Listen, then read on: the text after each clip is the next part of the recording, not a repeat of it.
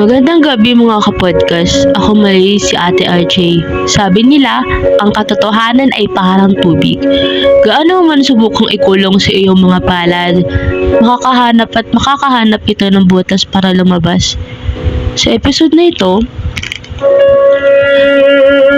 ang mga pader na itinayo ni Marco at Sofia ay tuluyan ng guguho at sa gitna ng pagkawasak na iyon, isang matagal nang itinatagong damdamin ang pilit na kumakawala. Handa na ba kayo makinig sa mga bulong ng puso?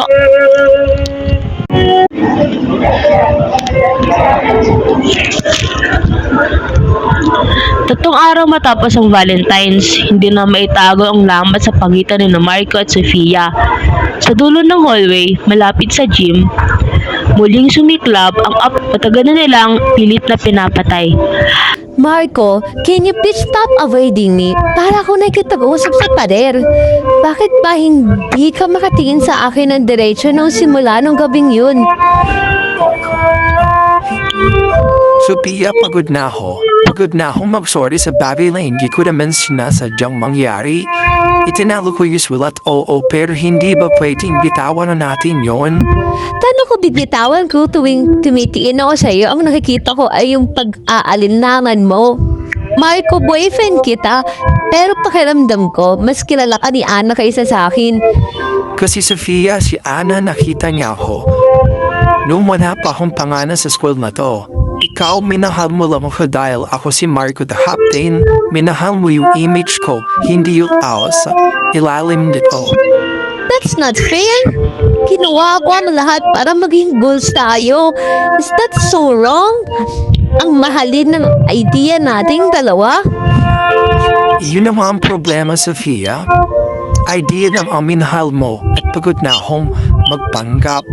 I think we need to stop this. Let's stop hurting each other. Habang nagkakagulo ang mundo ng iba, sina Ana at Margie ay nasa ilalim ng malaking puno sa likod ng library. Tahimik, payapa, pero ang puso ni Margie ay parang sasabog na sa kaba. Ang gulo ng paligid, no?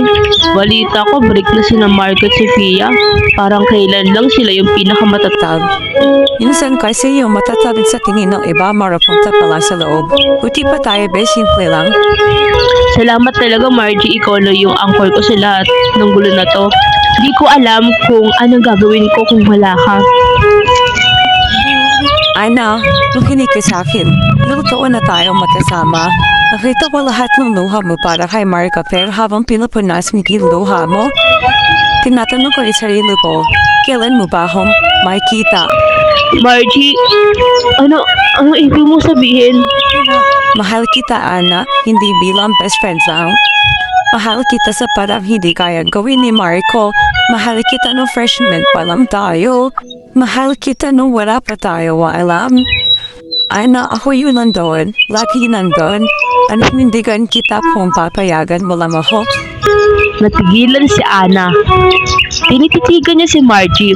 Ang babaeng naging nasa tabi niya, hindi siya nagsalita. Pero ang pagdampi ng kanyang mga daliri sa kamay ni Margie ay sapat na para sabihin narinig niya ang bawat tibok ng puso nito. Ngunit sa gitna ng kanilang emosyon na sandali, hindi nila alam na may nakatingin. Si Sofia hawak ang kanyang phone. Nakita ang lahat. Selos at galit ay unti-unting napalitan ng isang mapait na plano. Ang mga lihim ay nabunyag na. Ang mga relasyon ay natapos na. Pero sa pagtatapos ng isa, mayroon bang bagong magsisimula? O tuluyan bang magkakawatak-watak ang apat na pusong ito bago sumapit ang graduation? Ako nga pala si Ate LJ.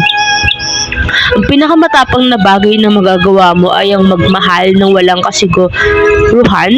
Susugal ka ba o mananatili ka na lang sa safe zone? Abangan sa susunod na kabanata.